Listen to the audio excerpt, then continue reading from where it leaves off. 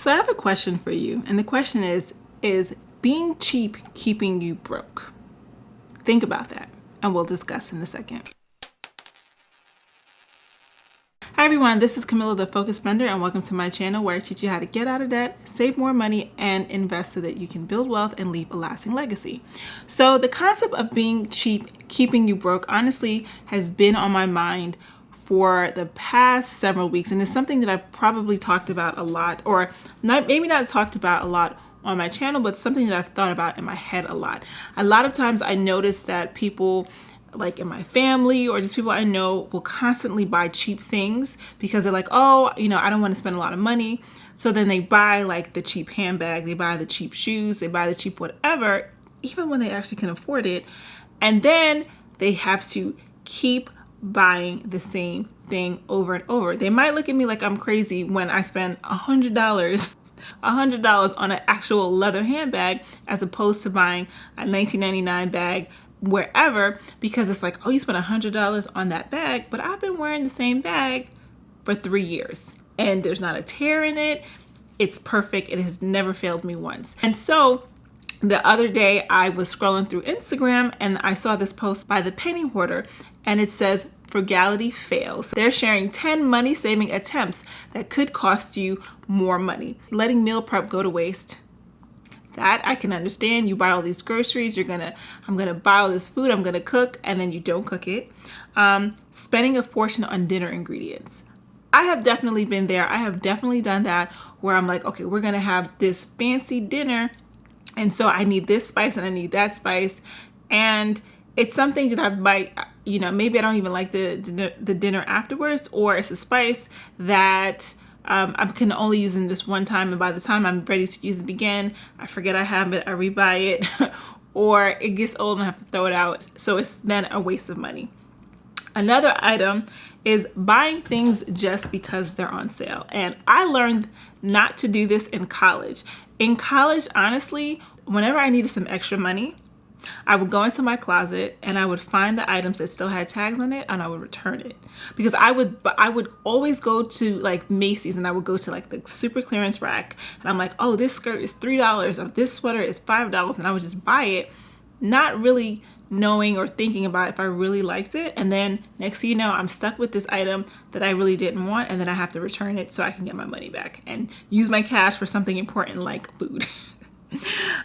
So number 4, driving all over to find the lowest gas prices. I don't do this because I don't drive too often, but I was talking to my sister and she was telling me about someone in her life that literally does this. It's where they will drive far places just to save $1 on gas. And it's like, but you done spent all that money. You spent all your savings just driving to get the gas. So that's another thing. Number 5, going carless only to spend more money getting around. I have a friend, they rent cars often. They're probably gonna watch this. They rent cars often, but I think, for where they live, it's probably just harder to park as opposed to just buying a car and, paying that car, paying the insurance and paying for the, what do you call that? The financing fee, like if they decided to finance. So that is definitely a way where it might just be cheaper just to have a car as opposed to renting cars often or using Ubers all the time. Okay, so number 6, buying a used car without doing due diligence. And that is definitely important because, a lot of times people want to get the used car. And the funny thing is used car prices are skyrocketing now because of the pandemic. But people want to buy a used car because it's cheaper. It's definitely cheaper to buy a late model used car as opposed to buying a new car. And so they want to do that, which I am all for. My car is used. I love it. It has not failed us once. We've had it for years.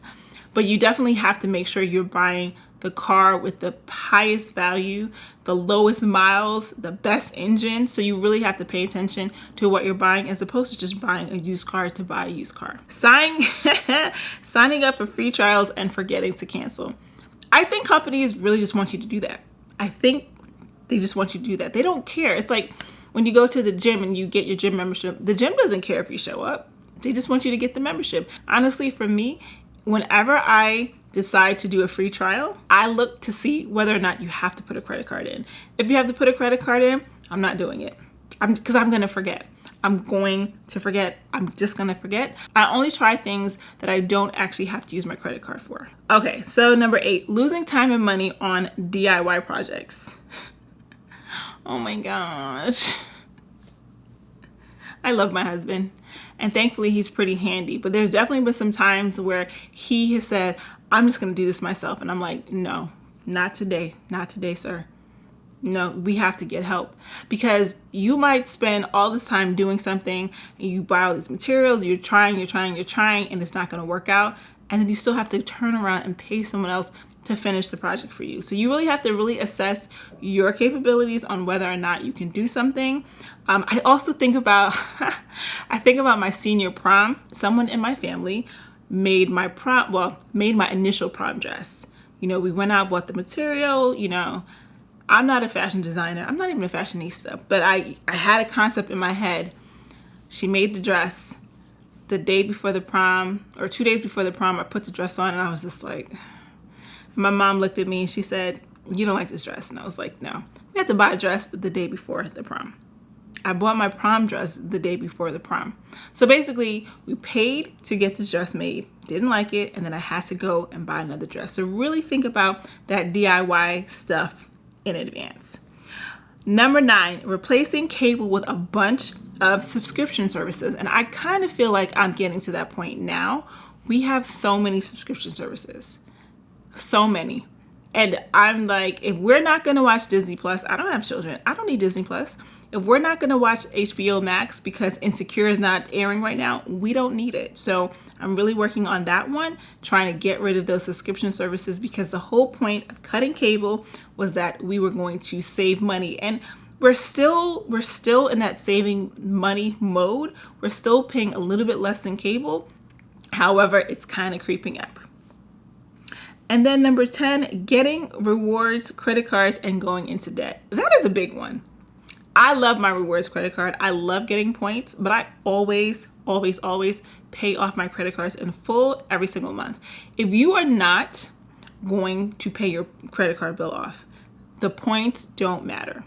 They're giving you 1% back and then charging you 24% interest. The math does not line up.